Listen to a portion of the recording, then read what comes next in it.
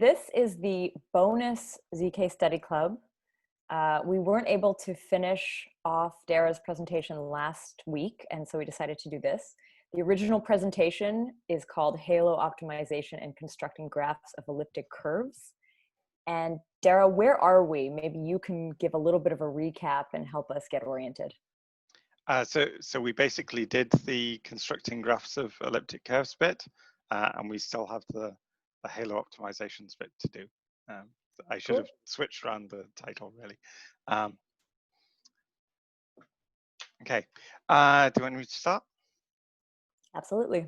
Okay, so the story so far is that we sort of defined what graphs of elliptic curves are.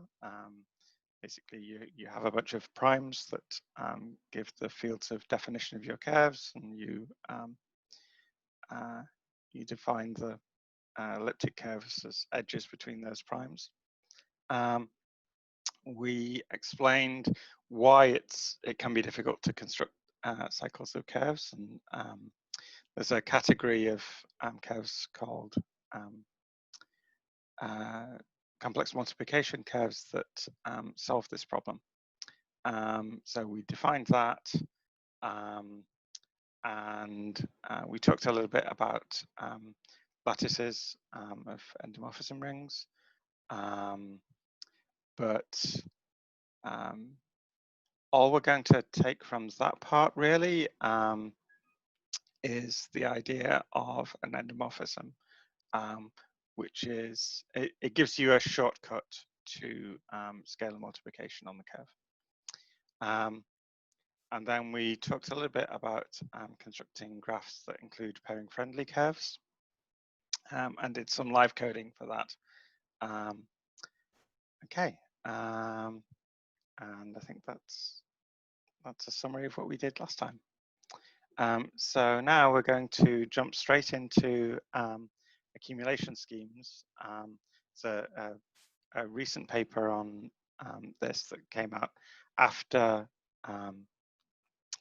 the Halo paper. It's this BCMS 2020. And it basically formalizes the idea behind Halo. It's actually a slightly simpler version of what we do in Halo. So the basic idea is you have a proving system that part of what you need to do to verify proofs is quite expensive. So you don't want to have to do that every time you're iterating the recursive proof system. So what you do instead is you have a way to combine this expensive part of the verification so that you only need to do that once at the end. So your circuit here is verifying a previous proof, and it's also combining this accumulator with the accumulator generated by this verification. So that's the idea, but there's a complication. So your proving system can only efficiently do arithmetic in one field. And that's not the same field as the field of definition of the elliptic curve. So if you tried to implement it exactly as shown in the diagram, then you'd have to do lots of wrong field arithmetic, and that would be very expensive. So what we do instead is something like this. So the purple colored things are one of the fields in your cycle, and the orange colored things are the other field. And this convention is actually taken from Isaac Merkler's presentation on the Pickles proving system. And these are nicely contrasting colors, I hope. If there are any colorblind people here, purple things on the left and orange on the right and then we have the arrows here, kind of FQ flavored proofs. So the proofs that are easy to verify when you can do arithmetic in FQ. And here, this is a proof that's easy to verify if you can do arithmetic in FP. So you basically just alternate between two proving systems, one defined on FP and the other defined on FQ.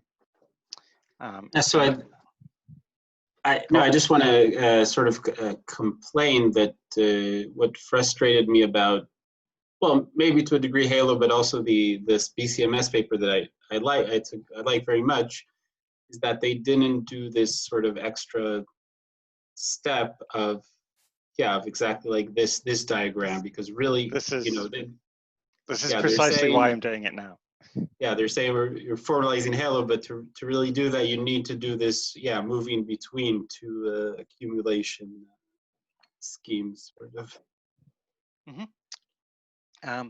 So your proof at the end, you end up with two instances of the accumulation scheme that you need to check, and one proof, which is dependent on where you are, whether you're an odd number of steps or an even number of steps. And this is just the case for incrementally verifiable computation, IVC, where you have just a chain of proofs that you want to verify. The more general thing is called PCD, or proof carrying data, where you have a directed acyclic graph of things you want to prove. This solves part of the problem, but it turns out there's a complication still, because your proofs are actually not just in one field. So your proof consists of some values in one field and some values in the other field. So these are what we call deferreds. So instead of sending them to the other proof system, we defer them until the next step in the same field. And that's similarly here. So they basically bypass the next step and get checked in the step after. So that way, we only ever have to do arithmetic in the right field, not the wrong field. And then at the end, you end up with so two deferreds, one in each field, that you also have to check in addition to the final proof and the final accumulators. Okay, so that's basically it for the incremental computation case. You just have a chain. Let's see how it goes for when you have a general directed acyclic graph. So that the arrows here mean that this node on the middle left is dependent on the proofs on the top left here and top middle here, and similarly and so on. And you can see there's one proof here that is used in two places. So what happens when we have to basically assign these to one proof system or the other, so to FP or FQ. So if we do that, we find that we have to add another sort of dummy proof here, which is just wrapping this orange one. And then we have the proofs alternate along every path. Okay, so everything is still efficient. And in this particular example, we only needed to add one proof to do that. In general, we might have to add any number. So that diagram didn't show the deferreds, but you can see that these they skip one proof and go on to the next one. So here and so on. Is that, go on. Yeah, so I want to try to get like also the basic case like sort of clear in Yeah, go on. my head. Like say you're using the Boodle/bulletproof, polynomial commitment scheme. So you have, right, if I never remember this, but you have like in the verification, you have like a linear number of field operations and a linear number of group operations. Or is that true? Or I think so to decide the accumulation scheme only takes a linear number of group operations. and there's no field operations. For the commitment scheme, you're saying it's only group operations. So let's go back to here. Okay. Yeah, this decider here and here is only doing a multi-explicit, basically a multi-scale multiplication. Okay, so but so the polynomial commitment scheme, it only has like some multi-x, but there's also these operations of the verifier that are just in the field, that are just checking some equation. Yeah, so these are in the circuit here. So we have right. two things to check. We have the deferred from the previous instance, and we have the proof from the other side proving system. And I forget which of these are field operations and which are group operations, to be honest. You have to ask Sean about that.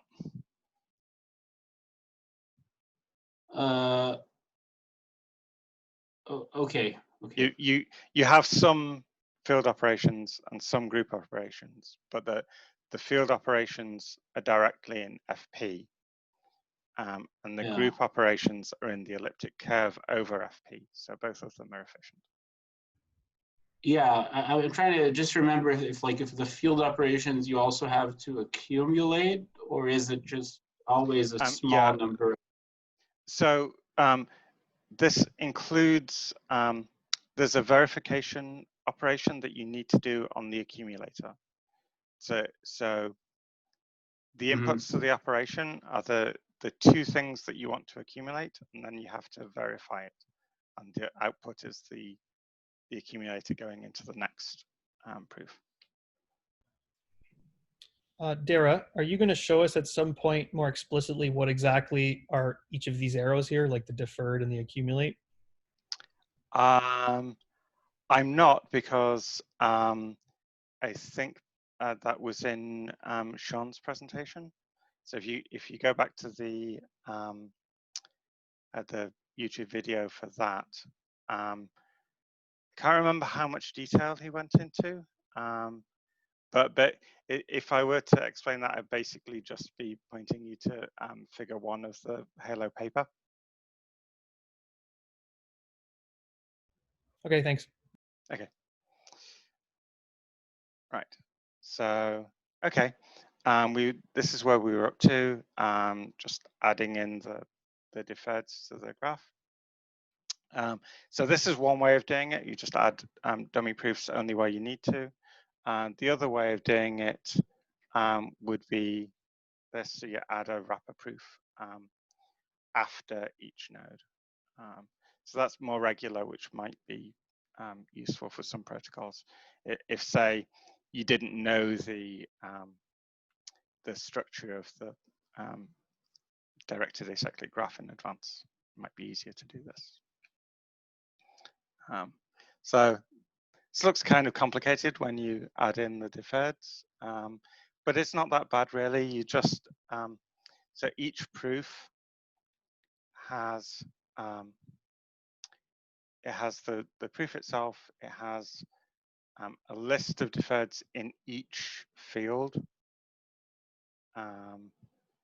So the ones that were added in the immediately preceding step, and the ones that were added in the step before that, if you see what I mean. Is that clear?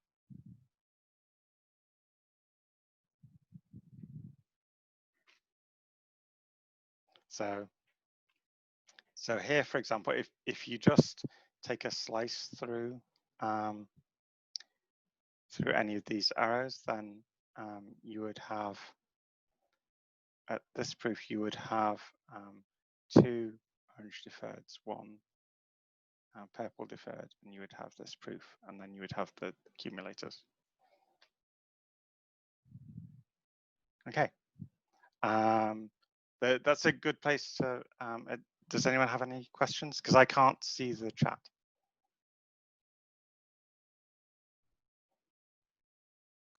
No questions? No chat so far, I don't think. Okay, cool. So the other thing we need to know if we're going to optimize this is sort of what arithmetization, what circuit model Halo uses. So it's exactly the same model as Sonic. So I assume that people are reasonably familiar with R1CS. In R1CS, you have these constraints where any of A, B, or C is a linear combination of variables. And in Sonic or Halo, we have to split those out. So we have each multiplicative constraint introduces 3 fresh variables. And then separately, we have linear constraints, which can refer to these variables that were introduced in the multiplicative constraints. So you can't directly, for example, say A times A equals A, which would be a Boolean constraint on A. You would need 2 extra linear constraints. So you would have A1 times A2 equals A3, and then A2 minus A1 equals 0, and A3 minus A1 equals 0, and that would be your Boolean constraint. But in practice, it's pretty easy to translate between that and R1CS. So you don't really have to worry very much about needing different optimizations for the Sonic arithmetization as you would for R1CS. It's all the same ideas. And I think for some pathological circuits, you might end up having to add dummy multiplicative constraints just to introduce variables. So if you're finding you need to do that, then just try and reduce the number of them. You can usually get away with the same number of multiplications as in R1CS. Okay, so the Halo verification circuit consists of, these are the 2 operations that dominate the performance. So we need multi-scalar multiplications, and we need to implement fiat Shamir, because Halo uses the fiat Shamir paradigm. We start with an interactive proof system, and we sort of instantiate the verify. We replace the verify with a hash function. Okay, and then so as well as verifying the parent proofs, as it were, we also need to verify some application circuit. So we need to sort of not over-optimize for these 2 operations. We need the circuit model to be flexible enough to do other things that people might want to do. But as it turns out, people very often want to do elliptic curve arithmetic or hash functions anyway, so it's not too much of a problem in practice. Okay, so how do we do scalar multiplication? So we're using prime order short Weierstrass curves of this form. So this is the obvious way to do scalar multiplication for a variable base, I'm just using double and add, it would take 4 multiplications for the doubling, 3 to add the base point p, and then 2 because you need to compute either 2a or 2a plus p. So you basically you conditionally switch on the x coordinate and then separately for the y coordinate. So that costs 2 constraints. So that would cost us 4 plus 3 plus 2 is 9 constraints per bit. So this ticket describes how to do it in 6 multiplications per bit. It's based on this paper. So the idea is, so you just rearrange this to a plus p plus a, and then, so that that gives you 2 improvements. The first of all, you can compute. So I'm assuming here that people basically know how to do elliptic curve addition on short Weierstrass curves. Is that a reasonable assumption?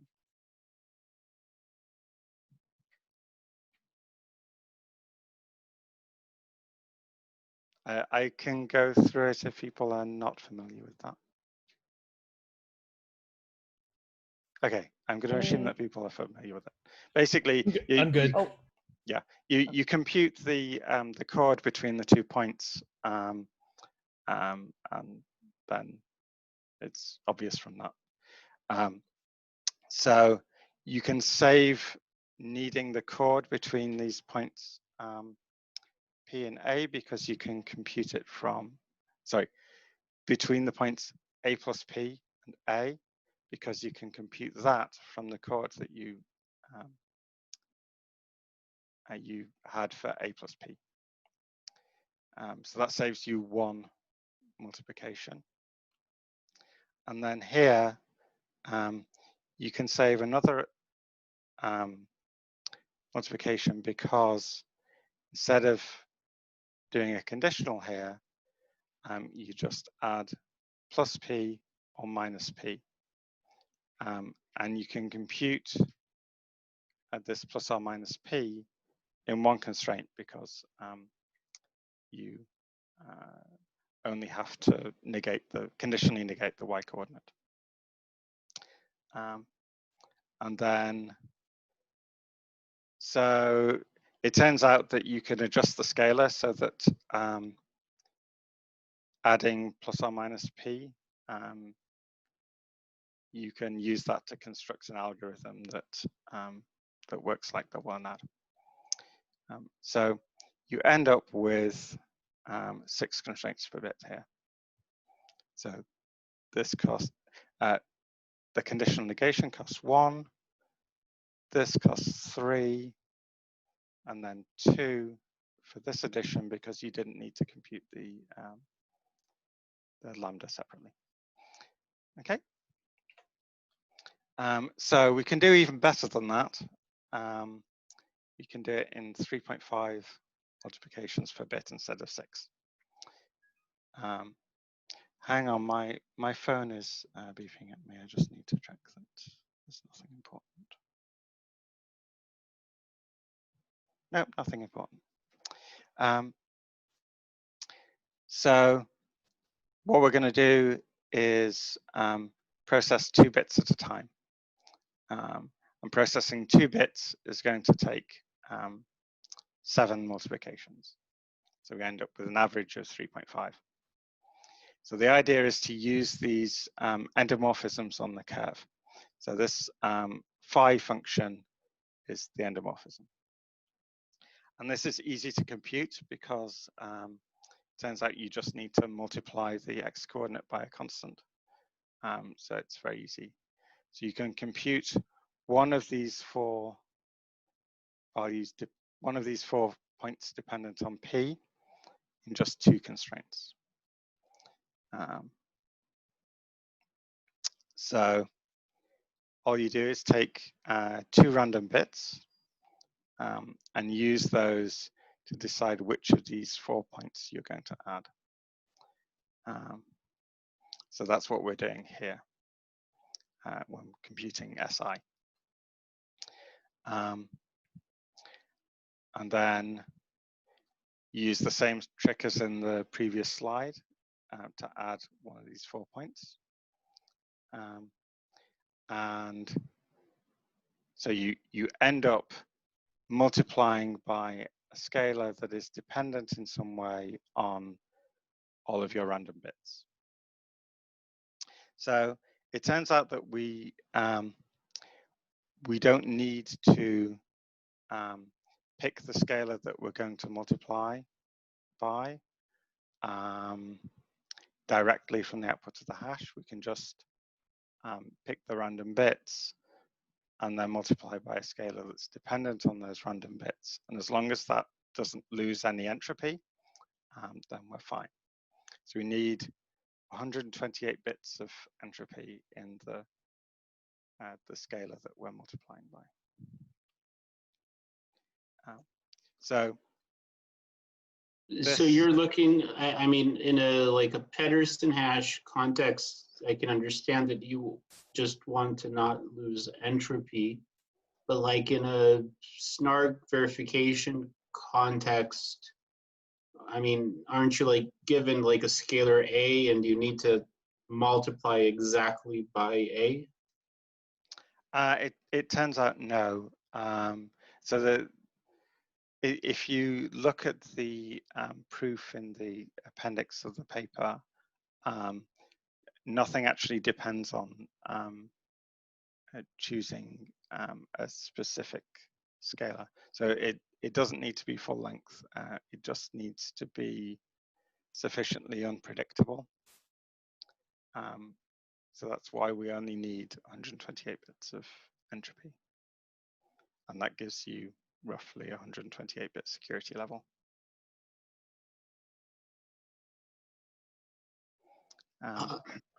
I'm a little hazy, well, I guess I'm mixing things up, but aren't the scalars in when you have the commitment scheme, aren't they powers of some x, some random x or something? Or maybe I'm just mixing. Are you talking about the scalars in the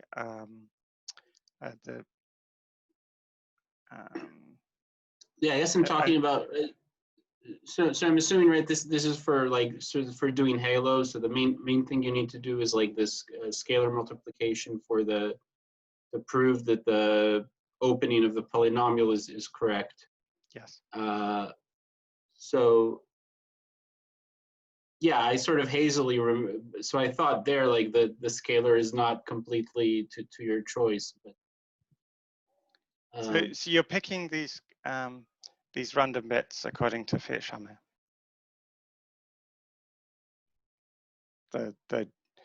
It's just a way of picking Fiat-Shamir challenges. It turns out that we need the challenges to be squares, but that's fine because what we can do is compute the scalar that we multiplied by this in this algorithm and check that it's a square. And if it isn't, then we just rewind the randomness and try the proof again.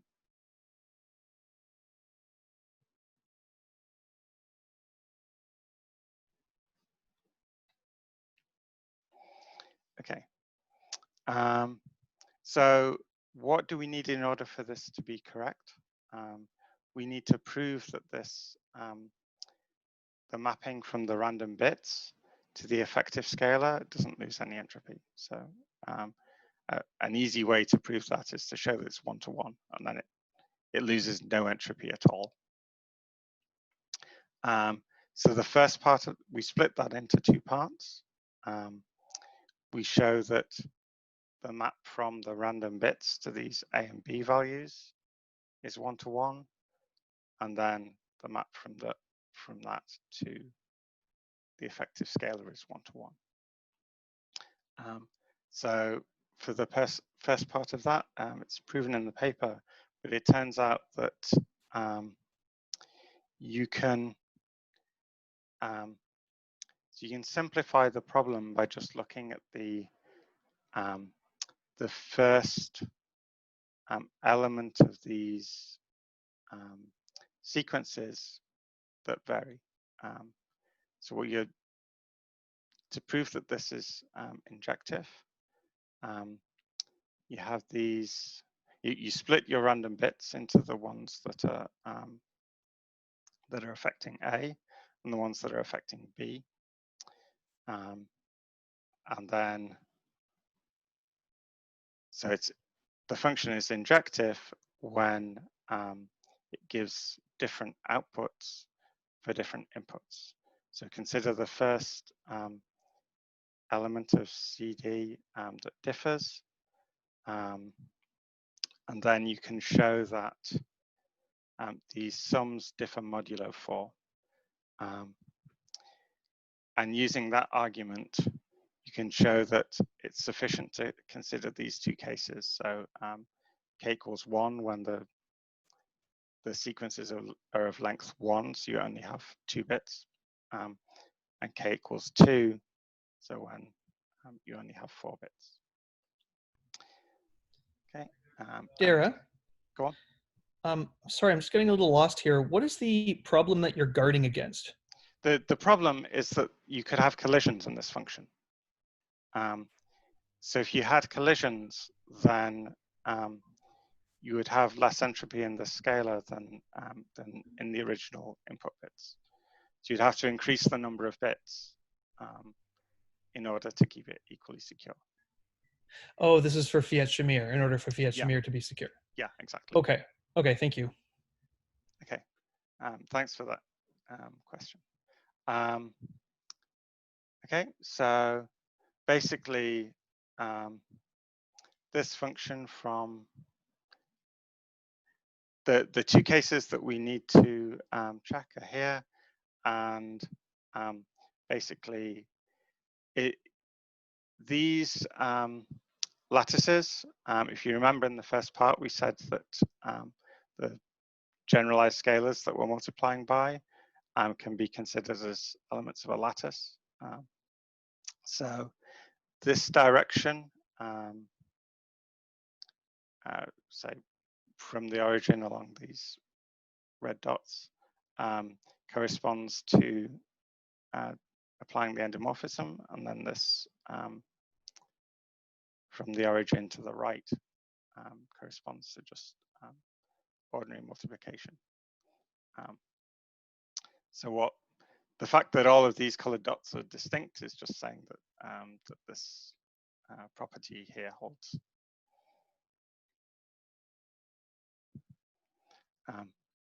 And then, so for the second part, where we're going from this pair of values into the effective scalar, we use this argument.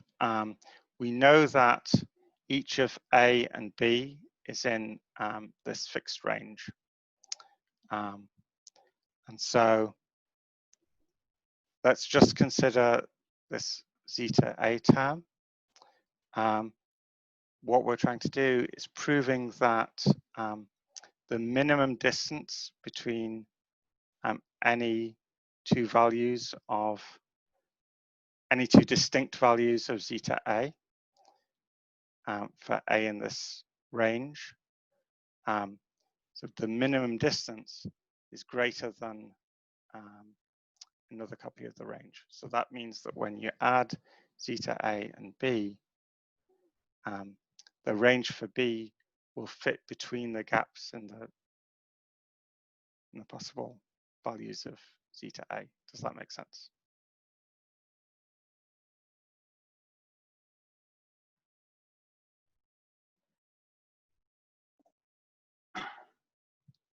Wait, so I'm trying to, so you're saying A, for it to be injective, A is in this range? Yeah, so little a is in this range, little b is also in this range. Oh, same range, If okay. so if the minimum distance between any two distinct values of zeta A is greater than this value, then it must be injective.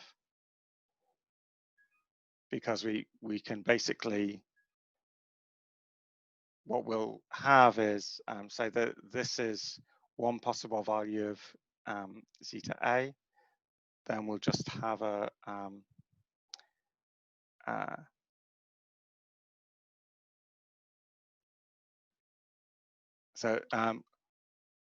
let me explain this diagram.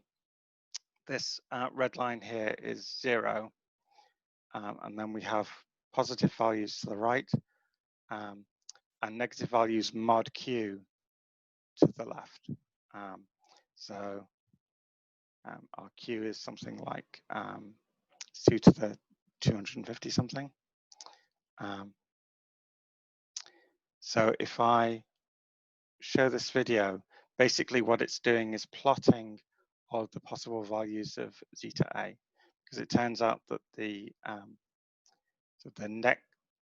next value of the minimum distance will always come near the origin.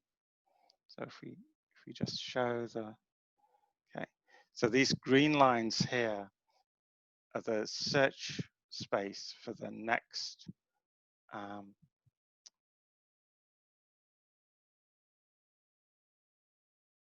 minimum distance.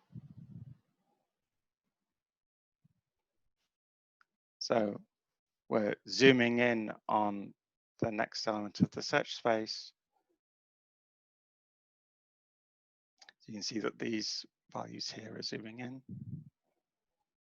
Well, wait, sorry, the minimum distance between the minimum what? Distance between two values of zeta A for A in this range.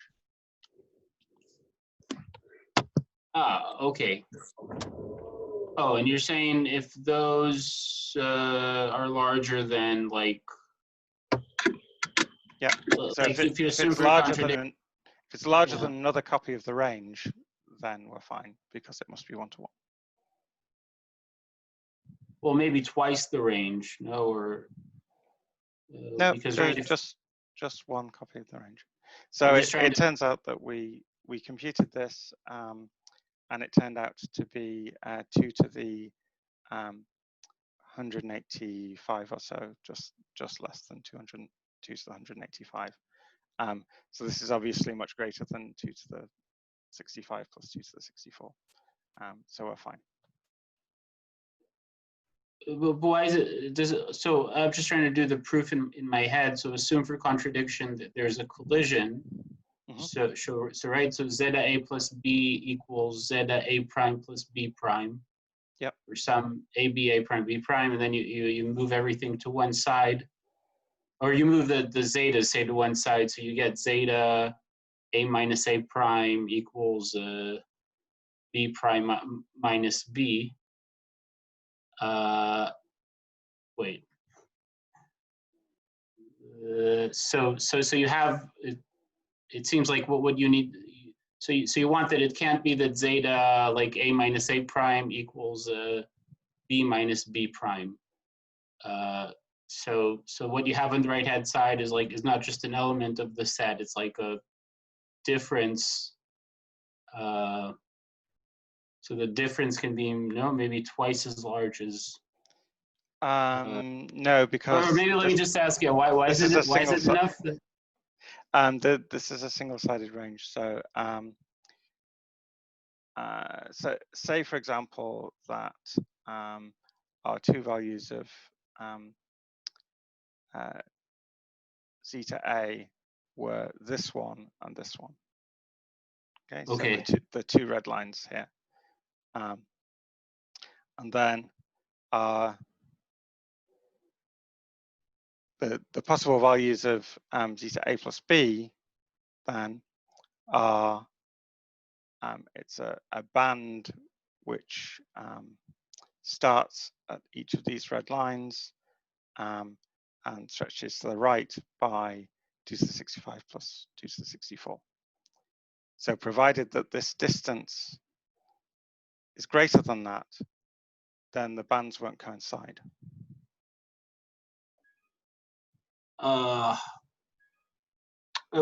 So sorry. Wait again.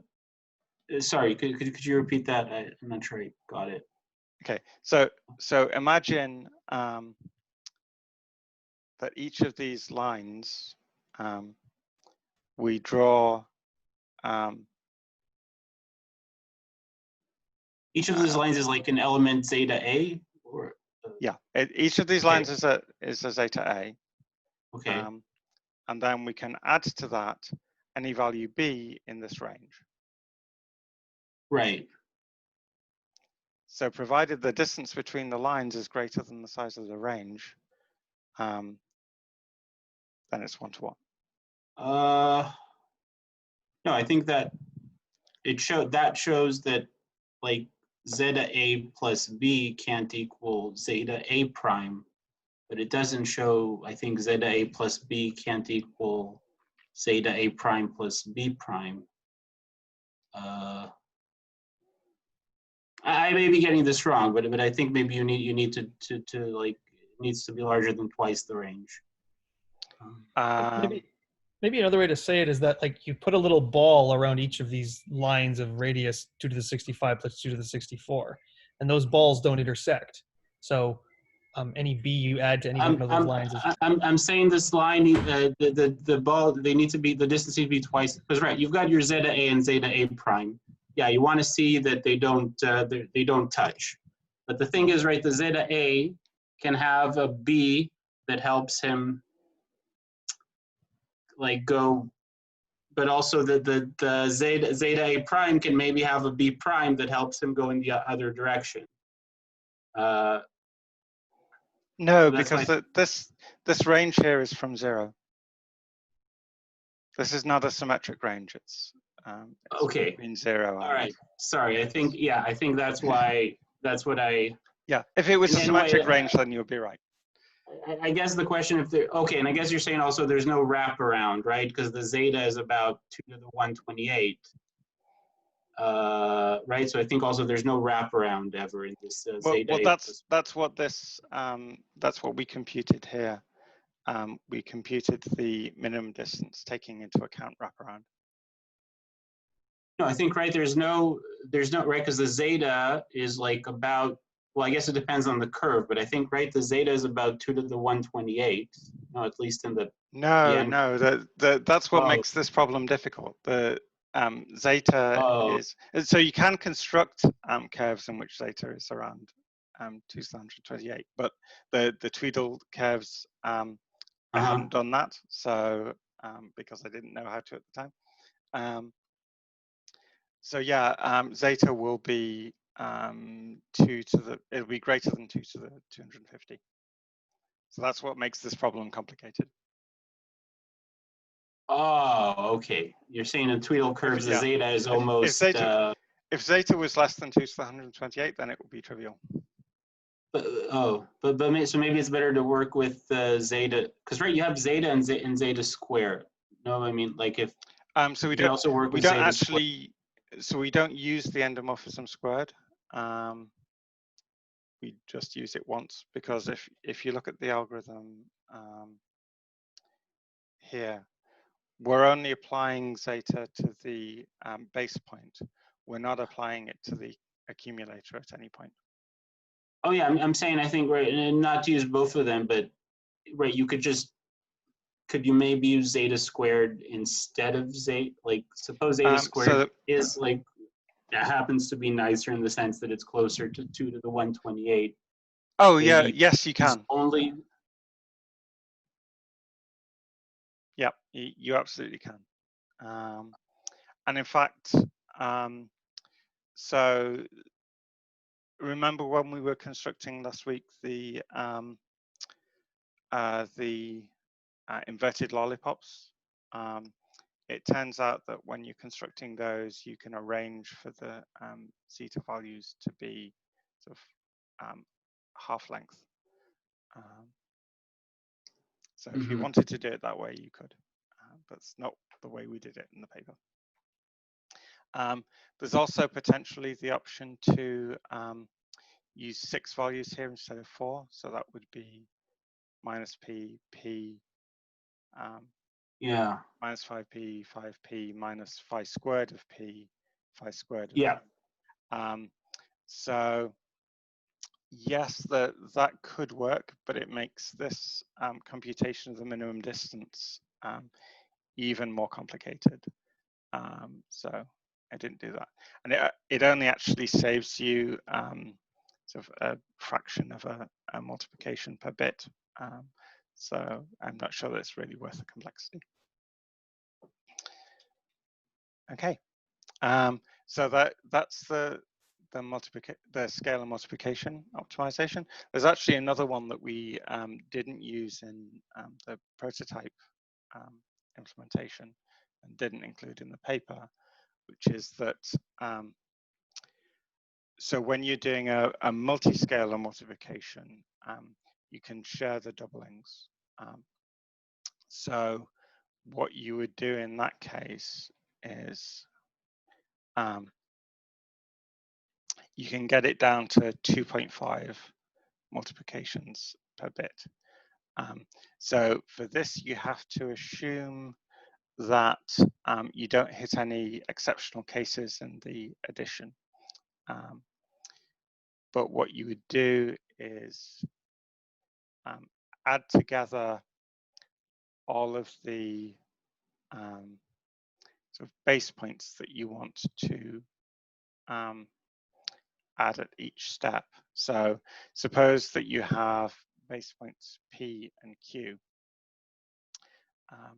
You would calculate one of these 4 points for P and then another one of the 4 points for Q, and you would add those together.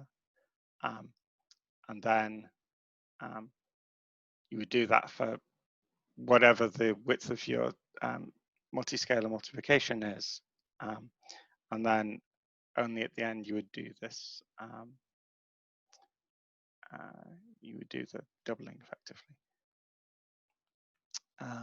And I think that costs 2.5 multiplications per bit because it's effectively 5 multiplications to add each of these modified base points. So you need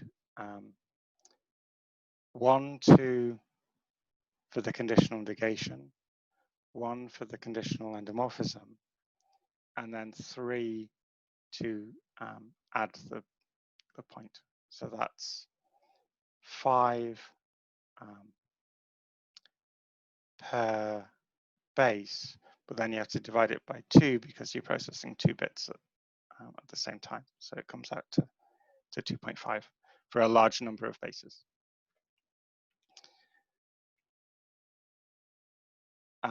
But you end up having to use the discrete log relation assumption to say that you never end up adding 2 points and getting the 0 point, or sort of adding 2 points with the same x coordinate. Okay. So let's go on. First of all, are there any questions about the scalar multiplication part?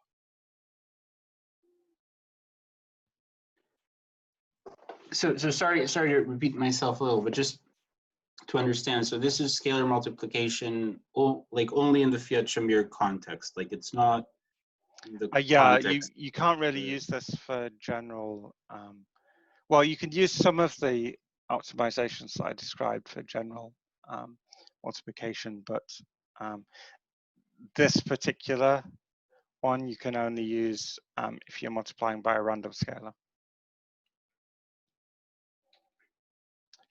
Right. This one here that gives you 6 moles per scalar bit, you can use that for any scalar. Right, but the endomorphism, yeah, it makes it you can't. Yeah. It's only Fiat-Shamir. Yeah. So if you use the half length, let's see. You might be able to do something more efficient if you're relying on the half length zeta. I haven't really thought about that very much.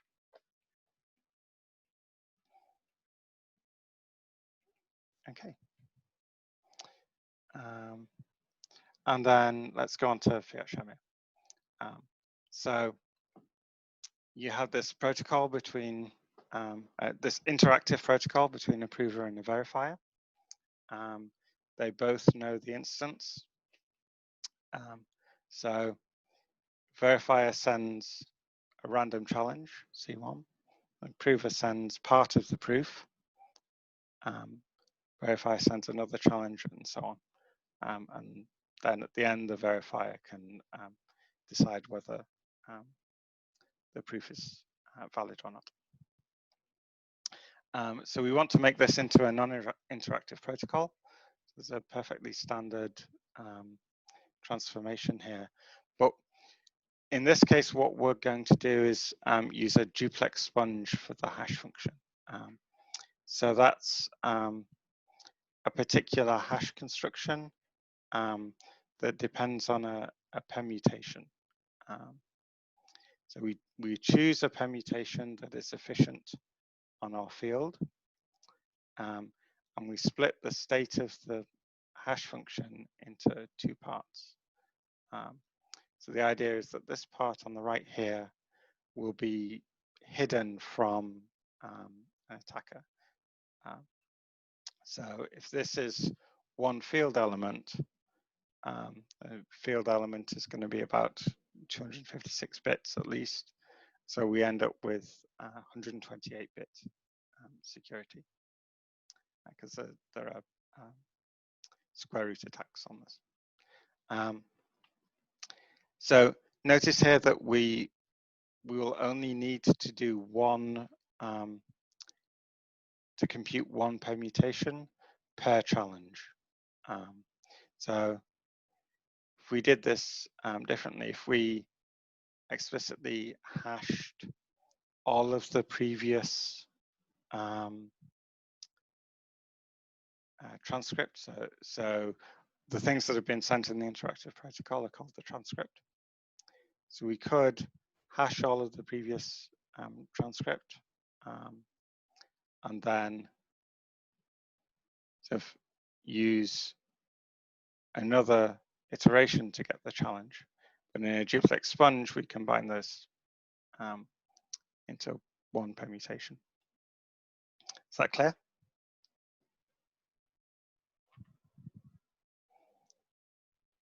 So this construction is ideal for Fiat Shamir because it's almost optimal, because you couldn't get away with doing less than one sort of cryptographic permutation per challenge. And the idea here is that the prover can't cheat by modifying what it outputs, because that will unpredictably modify the verifier's next challenge. Okay. So I feel I'm missing something here. So you're saying, like, what is the more sort of straightforward thing that this improves? So the most straightforward thing would be to you have some general hash function, call it h, and you have a state. So you hash the state to get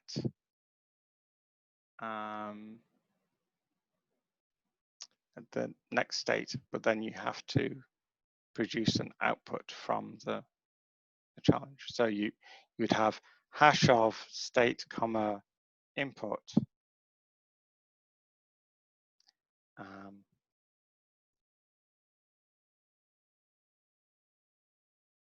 and then that. I guess if you did that, then it would be similar to the sponge. Oh, so you're saying, so here instead of hashing the challenge and I, you're XORing them, and yeah. So this this hidden part of the state here, the attacker never gets access to that. Sorry. I mean, the attacker never gets to influence that directly. Yeah, I'm trying to understand more the left part. So there's this C XOR pi, and then you feed that into yeah, into the permutation. So to a permutation. So that's what you mean. Sorry, you mean the XOR is like a permutation, or? So this is depending on the fact that the XOR is it's not actually a XOR, it's addition, but this just needs to be one-to-one in the sense that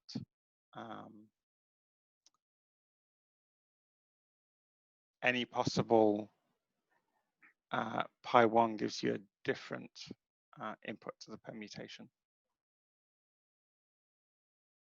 This F is not a compressing hash. It's a, oh, I see. It's a permutation. I see.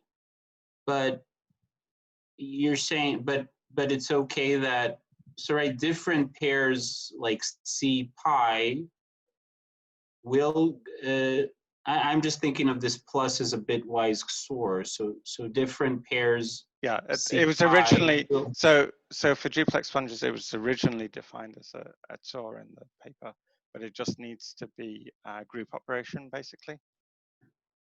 But so right, so different pairs C1 pi 1 say will give the same input into F. That's right, but at the point where C1 has already been chosen, so if C1 is considered to be fixed, then each different pi 1 will produce a different input to F, and therefore a different C2. Right. And so an attacker can't manipulate pi 1 and keep. So what you're trying to protect against is that the attacker knows C2 and is able to choose C1 to make it work, to make the proof work. Well, the attacker, right? I mean, can't. It seems like he can't. They can say there's a C2 they like. So they can, for any C1. Oh. Okay. I was going to say for any C1, they can choose a pi 1 that will give C2, but so the difficulty they have there is that they can't influence this.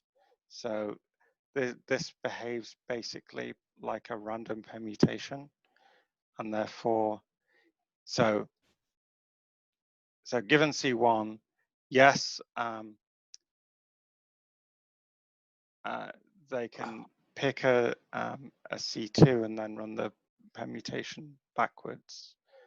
I think well, I'm missing. They can't actually, because they don't know what this would be. Sorry, I think I'm missing part of the context. So you're saying, because I'm thinking of a prover just making a non-interactive proof.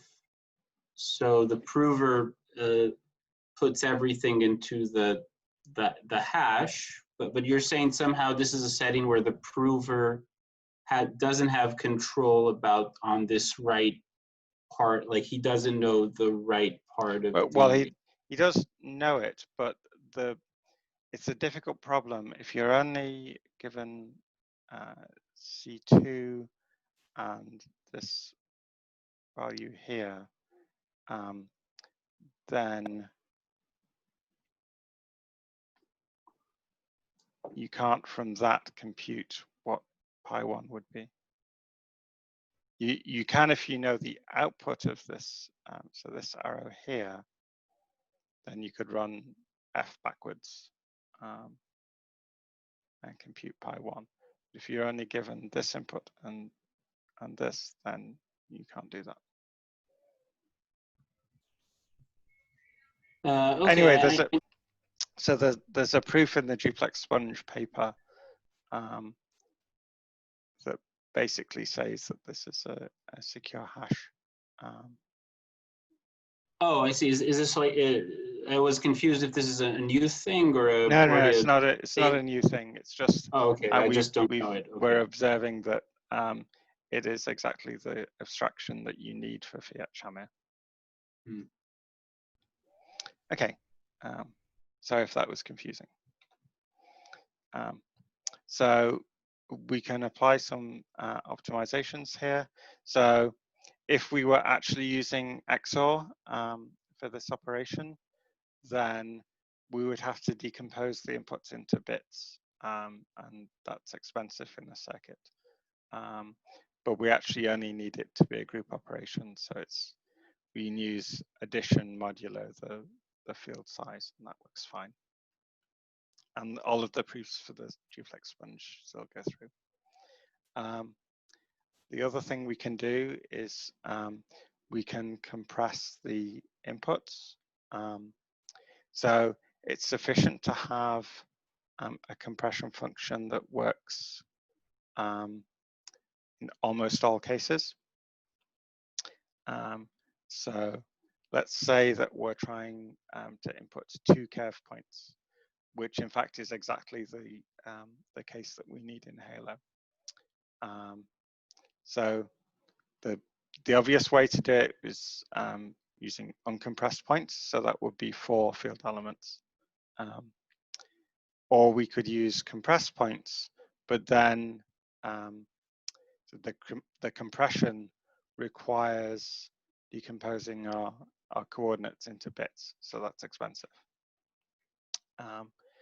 But we can compress 2 curve points into 3 field elements probabilistically, and it's just like this. So we take the x coordinates and then we add the y coordinates. It turns out that that's sufficient to determine the input, and therefore it's a secure compression in this context.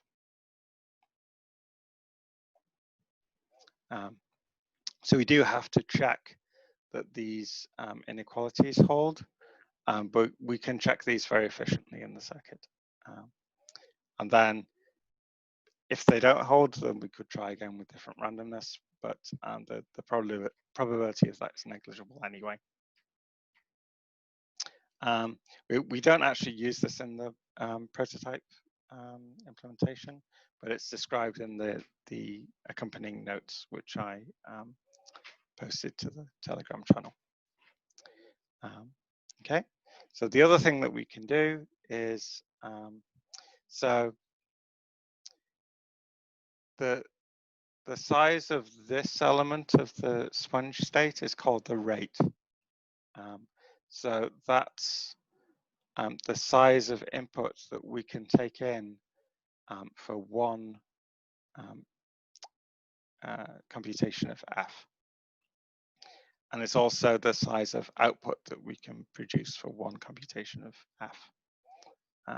So we just choose the rate to be as small as we can, so that we have one f evaluation per round of the interactive protocol, as shown in the diagram. Okay, and in practice that will be log n rounds for where n is the size of our circuit, basically. And then, so to do this efficiently, we want to choose an f that's that we can compute in the circuit.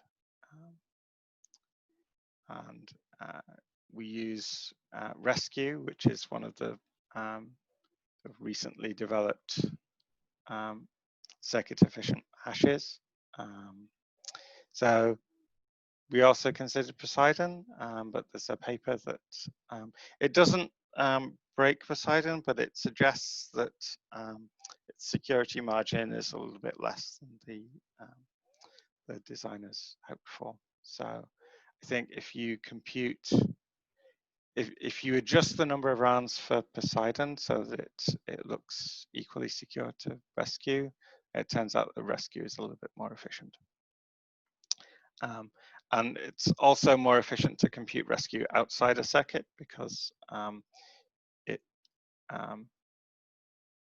is that true? No, it's Poseidon that's more efficient to compute outside the circuit. Never mind.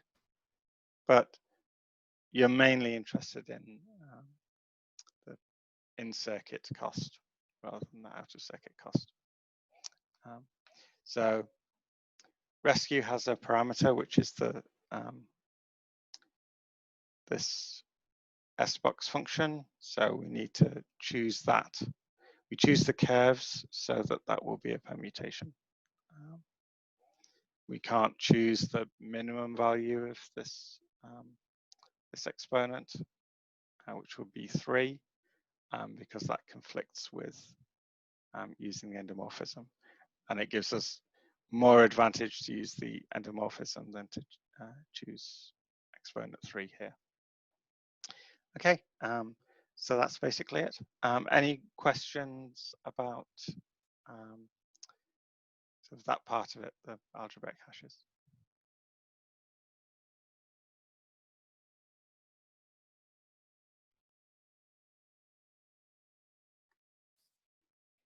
Cool. So that was the end of the talk. Thank you.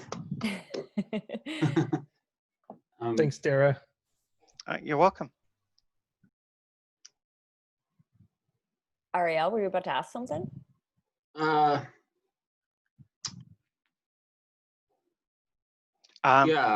The questions don't have to be restricted to the second half of the talk. If you want to ask any questions about the first half that you didn't think of the last time, then that's fine as well.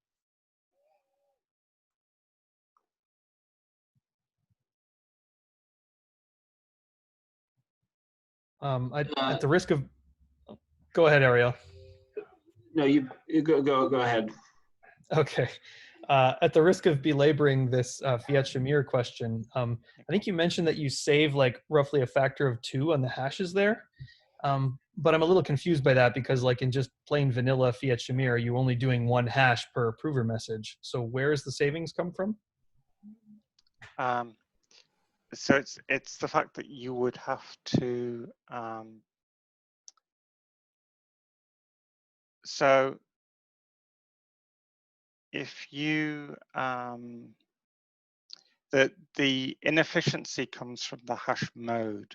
So typically to produce a collision resistant hash or actually a hash that can be used as a random oracle, you would need to compute the permutation twice or your compression function twice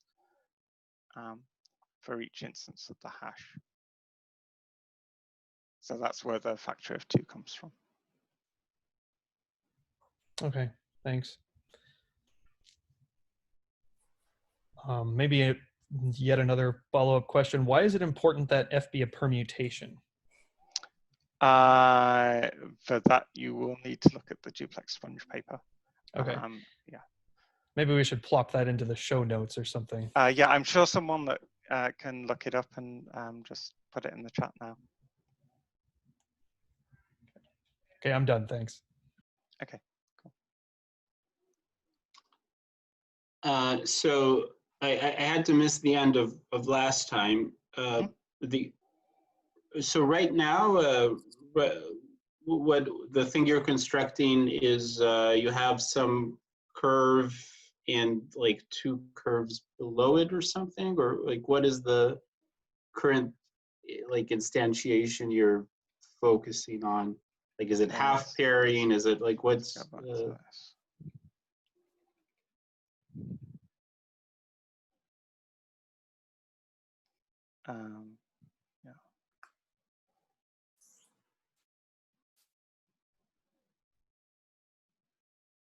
I have a specific slide that I'm trying to get back to. Okay, this is it. So Halo can just use a very simple cycle of non-pairing friendly curves, so a 2-cycle. So this this first part of the talk, about half of it was about how to construct 2 cycles in general, and then I went on to how to construct graphs that include pairing friendly curves. The latter isn't strictly needed for Halo, but suppose that you wanted to have a proof system with shorter proofs, or to make the final proof easier to verify. In that case, if you're prepared to make the trusted setup trade-off, then you could use, say, half pairing cycle. And what that allows you to do is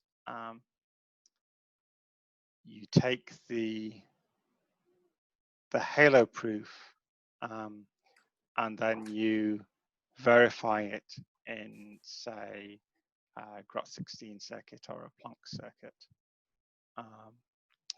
and then that ends up with a shark. So you can still, if you want, do the conservative verification of the original Halo proof, but you also have the option of verifying the Grot16 or Planck proof. But to make that work efficiently, you need the so there are 2 ways of doing it. You can use the half pairing cycle. So for the main recursion, you just wouldn't use the fact that this is a pairing friendly curve. You would only use it at the end to get the shark.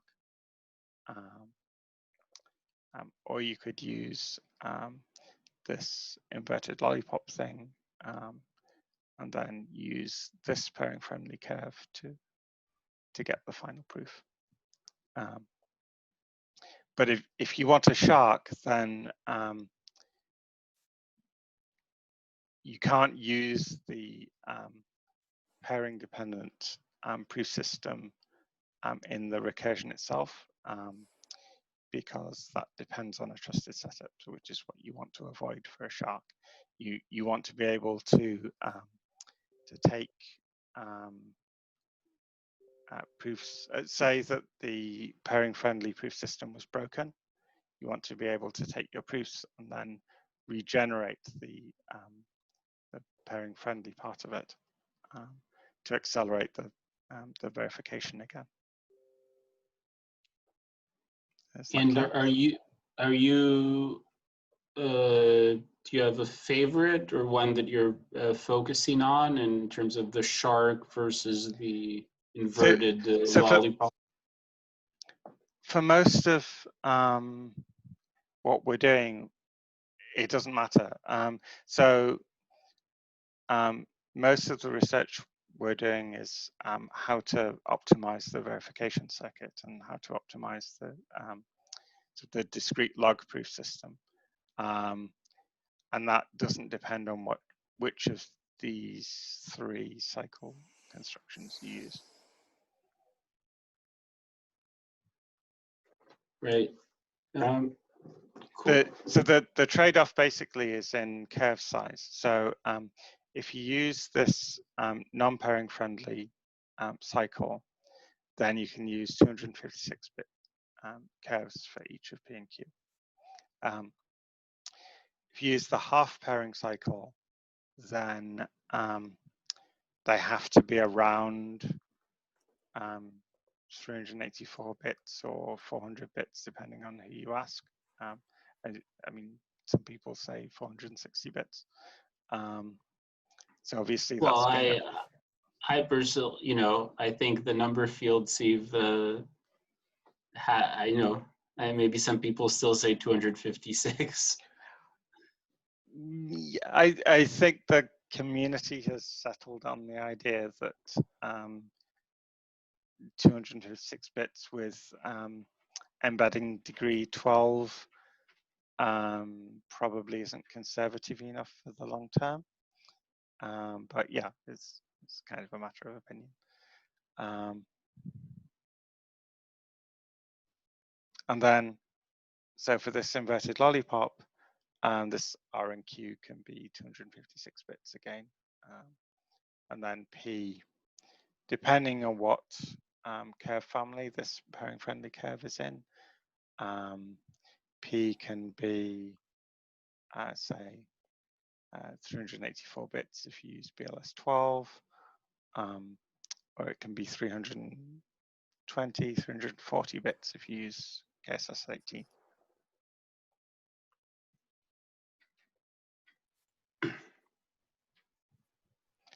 Whereas for this, where both curves in the cycle are pairing friendly, you would need about 768 bits. So that was the original MNT4, MNT6 cycle. Yeah, I mean, in terms of, right, the advantage of the inverted lollipop is, I mean, the disadvantage is the trusted setup. Well, and maybe the size, but the, right, that's, I mean, so if you're using it in a shark, then maybe you don't mind as much about the trusted setup, because if you, so you can easily prove, say you have an invalid proof for the pairing friendly system, you can prove that it's invalid.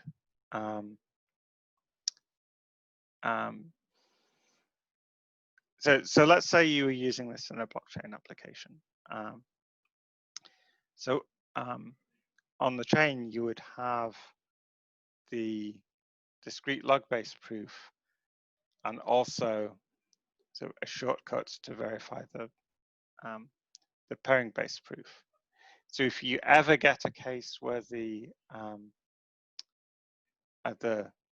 pairing-based proof validates and the discrete log proof doesn't, then you know that the pairing-based proof system is broken. So at that point, you can either stop the chain if you have enough control over the blockchain to do that, and sort of restart it with a fixed proof system, or you can fall back to just verifying the discrete log-based proofs.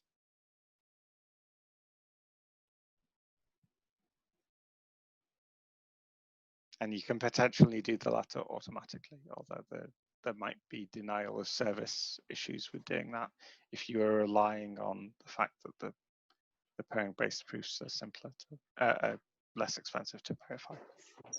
Yeah, I mean, but this is a little, but how many people, when we've already switched to these universal updatable setups, I mean, who, someone, or how many people are really disturbed anymore by the setup? And I think maybe more than you think, because I mean, we don't just have to convince our own community of cryptographers. We have to convince the general public. And there's always going to be some degree of doubt in proof systems that rely on trusted setup, I think. I mean, it depends on your philosophy and your politics, but I know that at least some of the louder critics of Zcash make a big deal about the fact that it uses a trusted setup. Yeah, but that was before, like, if you would describe to them the process of the universal updatable setup, how many of them would give the same criticism? It's not some one-time thing between a small. Well, I mean, it's kind of moot if you can make the discrete log setup. If you can make the discrete log proof system efficient enough, then you don't need the setup. I don't. I'm thinking. It's not just the setup itself that can potentially be compromised. It's the fact that you're using more complex cryptography, because you have to you not only have to be to trust the experts, you have to convince the general public who's using your protocol that this complex moon math is something that they should be relying on. But that's going to be challenging, pairing or not pairing. I mean, that's if it is Pedersen or if it is. So if you're trying to convince, say, Bitcoin people, they seem to be perfectly okay with bulletproofs. Or Monero people are perfectly okay with bulletproofs. To me, I mean, performance is gonna win. So, I mean, we are looking at the half pairing because at least one half we can do gross 16. So that's the idea, and we think that the gaining performance will be. So if you can make the verification circuit cheap enough, then the fact that you have a linear time decider is not really that much of a big deal. If you can make it less than a second, say. Right. Especially if you have a protocol that relies on recursive proofs, so that you're actually having to verify fewer proofs. You don't have to verify a proof per spend or per output. You might only have to verify one proof for the whole blockchain or for one block, because obviously you have to redo that verification for each new block that comes in. Yeah, that's the challenge Coda is trying to solve. Yeah, also to reduce that. But catching up only takes one verification. So.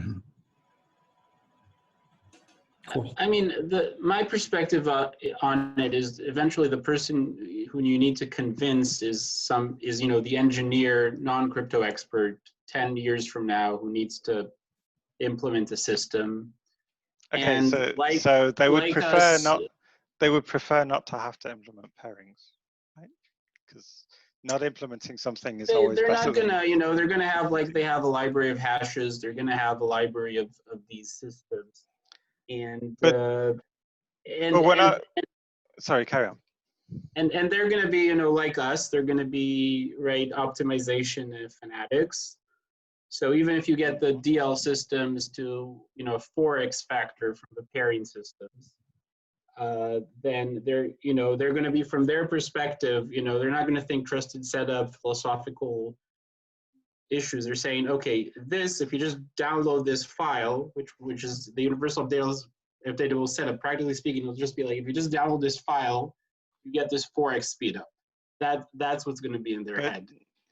And it's going to be probably much more than 4x. It's 4x in a very optimistic I don't agree, because you have smaller curves with the DL only system. I mean, if you were right about and you could convince the rest of the cryptographic community that it's okay to use 256-bit pairing-friendly curves, then yeah, those will definitely be more efficient. But as it is, say you use 384-bit pairing-friendly curves, then that's going to cost at least double on your curve arithmetic, maybe 3 times more. You're saying that when using 381-bit for the pairing, yeah, all of your arithmetic becomes systems will be more efficient than the pairing systems. I mean, I think I think the pairing systems not for verification, but for proving.